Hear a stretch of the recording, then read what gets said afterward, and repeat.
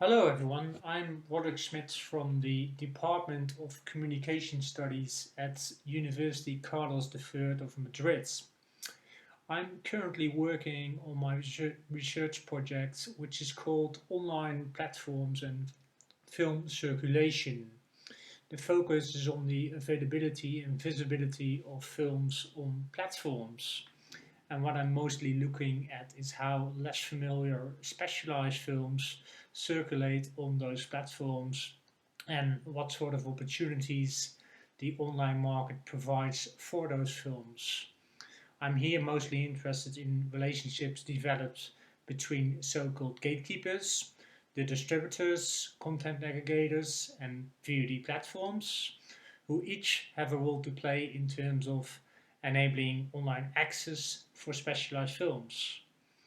And my research draws on a combination of quantitative research to analyze circulation patterns for such films across a range of platforms, as well as more qualitative research to actually analyze how they exert influence over the process of enabling online access as gatekeepers.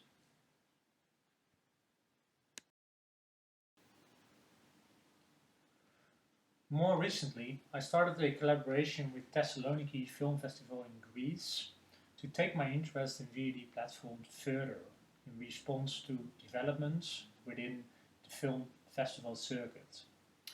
What we have seen in years preceding the COVID-19 crisis is that various film festivals have started to offer access to online festival programs as an extension of the physical festival, while hybrid or fully online editions of festivals have become increasingly common during the COVID-19 crisis. That is not to say that every film festival have moved online, but the online festival format provides at least a temporary alternative if cinemas are closed or operate at reduced capacity. And the images in this slide give an impression of different festival formats, with Venice using the traditional festival format, which is based on in-cinema screenings and the in-person experience, but then the BFI London Film Festival using a hybrid format based on in-cinema and online screenings, and Göteborg organizing a fully online festival. At the same time, there are differences between the physical in-cinema festival experience and the online festival experience. So some issues that are worth discussing in this respect involve the programming of festivals and the films that they are able to show, and of course the experience that festivals can offer to their audience and the ways they engage their audience. And then just to give you some reasons why film festivals are interesting to analyze. They have important cultural and industrial function for audiences. Film festivals in particular make an enriching contribution to film culture and the ways that individuals and groups in society are represented on screen. They offer distribution opportunities and create value for films large and small, often with an emphasis on films that attend to marginalised voices and representations of women, ethnic minorities, people with disabilities, and members of the LGBTQ community. They are also interactive events that bring together communities and facilitate discussion with audience members about stories and subject matters of selected films, thereby encouraging empathy, civic engagement, and reflection upon the world we live in, and providing educational learning opportunities. Several academic contributions are specifically related to COVID, and especially contributions in the Nexus December Film Festival um, review edition deserve credit.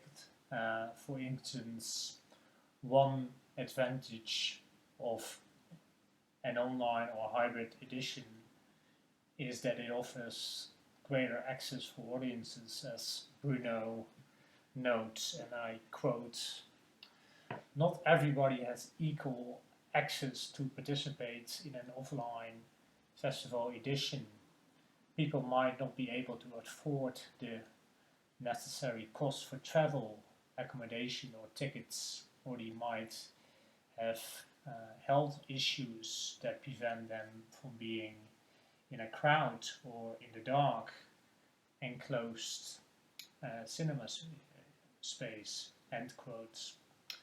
On the other hand, it is argued that important functions of a physical film festival do not have the same effect online, even though they are often live screenings, live um, uh, introductions, and live Q&As to recreate the theatrical cinema experience in the best way possible. Audience engagement is then an important challenge for festivals that experiment with online editions. Other challenges have to do with issues such as programming, the interface of platforms, the licensing and pricing of festival films, territoriality, and piracy. So what I want to do in this presentation is shed some light on the strategic direction that film festivals have taken in the past 12 months, and what are some of the motivation that sits behind their decision making. So my research is part of a project I'm undertaking in collaboration with Thessaloniki Film Festival, for which I conducted interviews with directors and lead programmers of 12 film festivals in Europe. The research sample is deliberately restricted to film festivals in Europe, and within Europe the focus is mostly restricted to the most sizable and popular European festivals for the film industry and film audiences. It is thus worth mentioning that such festivals represent a specific type within the wider range and wealth of the film festival landscape.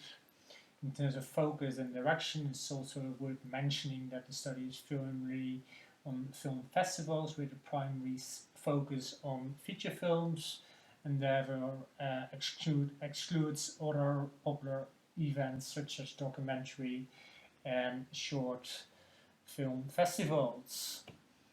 And as this slide demonstrates, the sample includes festivals that can be classified as firstly major industry-driven festivals, so Venice in Italy and Berlin in Germany. Secondly, many major industry-driven European festivals: Rotterdam in the Netherlands, San Sebastian in Spain, Karlovy Vary in the Czech Republic, and then thirdly, other flagship festivals like Göteborg in Sweden, London in the UK, Zurich in Switzerland, Ghent in Belgium, Dublin in Ireland, Les Arcs in France, and Thessaloniki in Greece. Every festival in the sample is from a different European country, so there's also a geographical spread even within this sample of 12 festivals. The list of festivals is ordered in the same way as in the previous slide, so starting with the major industry-driven festivals, Venice and Berlin, but also San Sebastian and Karlovy Vary. And what you see is that they privilege the physical cinema format. That's partly because they are reliant on world premieres for high-profile films, and they are usually not given a premiere online, but the philosophy and tradition of those festivals is also based on the cinema experience rather than online. Most of the other festivals are more flexible in their approach and engage with hybrid or online formats if cinemas in their countries were closed or the impact of COVID was too restrictive for physical events. You can see that some festivals like Rotterdam, Göteborg, Dublin, Les Arc, and Thessaloniki organized a fully online edition.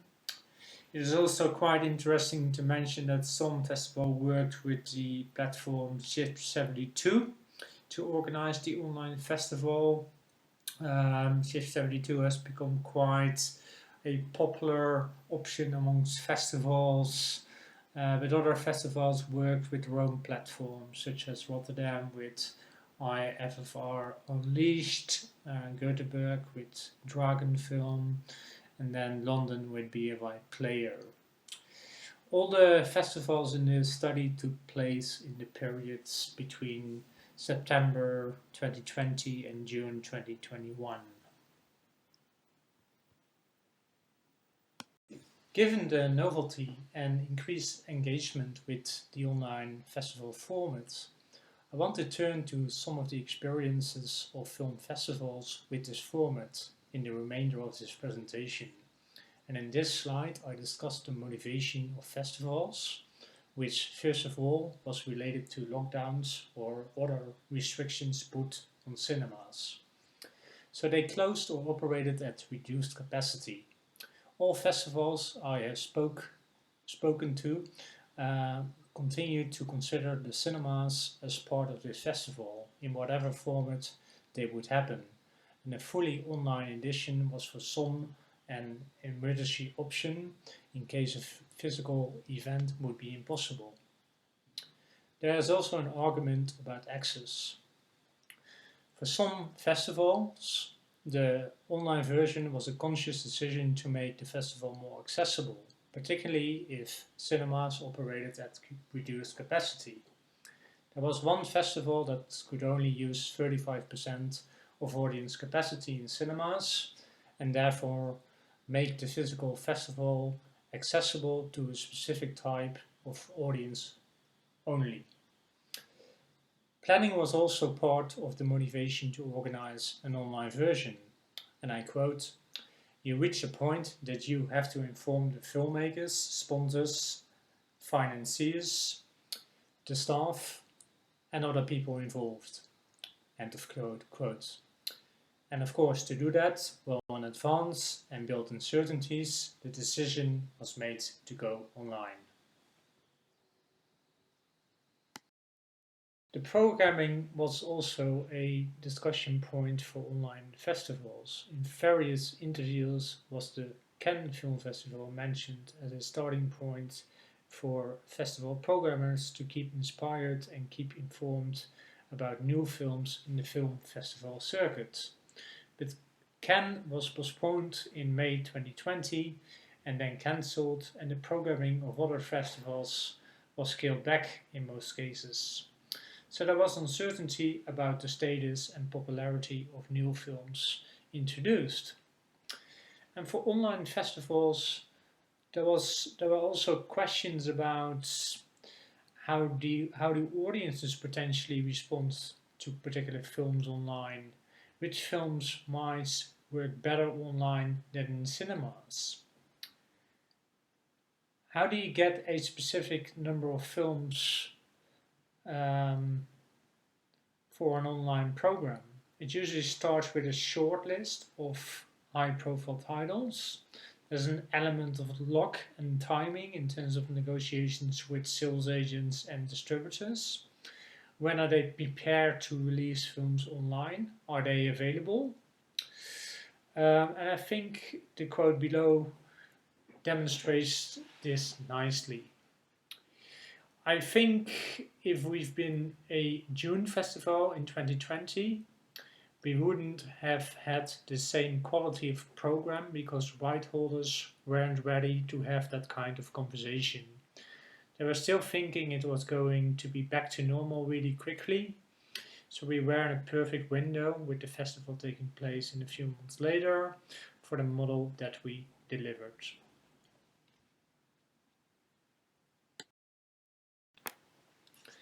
In terms of audience engagement, there are various initiatives to recreate the cinema experience on online platforms.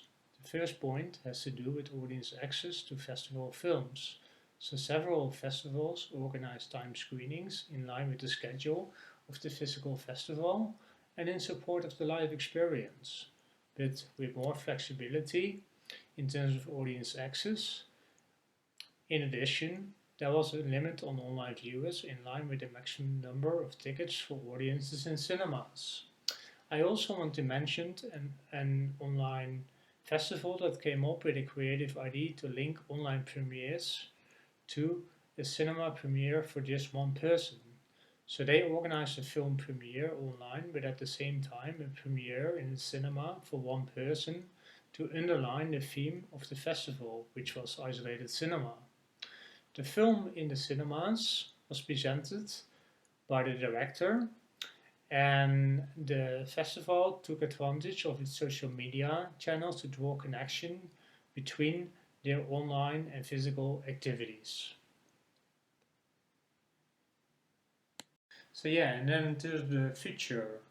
Festivals describe themselves as intermediaries between filmmakers who want to show films in cinemas and audiences who want to get the best cinematic and educational festival experience in cinemas. They feel that they have a responsibility to demonstrate that there continues to be value in the theatrical cinema experience. And then also the notion of curation through an online platform is important in an online world of plenty. People need guidance, otherwise they get lost, and curation gives them something to hold on to. They rely on a trusted tastemaker who professes to know what audience members like. Festivals already have a reputation and an audience base and can exploit that reputation online. To round off, all festivals continue to express a strong desire and prioritization for in-cinema festivals and theatrical cinema screenings. Some have turned to an online edition out of necessity and will return to a fully physical festival after the health crisis. Other festivals will continue to explore opportunities with a hybrid format. For them, the online version could take different forms in support of the physical festival. And the first option would be online screenings of a selection of films that are simultaneously or close to simultaneously shown in the physical festival. In this way, the online festival becomes an extension of the physical festival, and they could also embrace digital opportunities to reach a nationwide audience beyond the region, particularly by raising attention for the online festival through social media channels. There are limits to the online model. Not every film is available for online screenings, and there are also often limits on the number of tickets available online, but it is a potential area of growth. The second option, which is less common, is to keep the physical festival and the online platform more separated from each other, and to use the online platform not necessarily to show new festival films that are also introduced in the physical program, but to show a curated program of festival films from the past and the present with a particular focus on retro perspectives. Such a program is then available throughout the year and is in that way an extension of the festival. There are also limits to such a program, as festivals are effectively operating as distributors, exhibitors, and the availability of films for a period of a year is reliant on their relationships with sales agents and distributors, or sometimes directly with producers. Now, the second option is the more entrepreneurial option, a more ambition option, but I do think that the first option is more realistic, particularly because it allows festivals to engage a wider audience with what they have to offer. That includes their film programs, but also access to introductions about films and conversations with film directors and creative talent, which is also in the interest of filmmakers, producers, and film culture more generally. In closing, let me quickly refer to my current project, online platforms and film circulation, where more information will become available about this film festival project.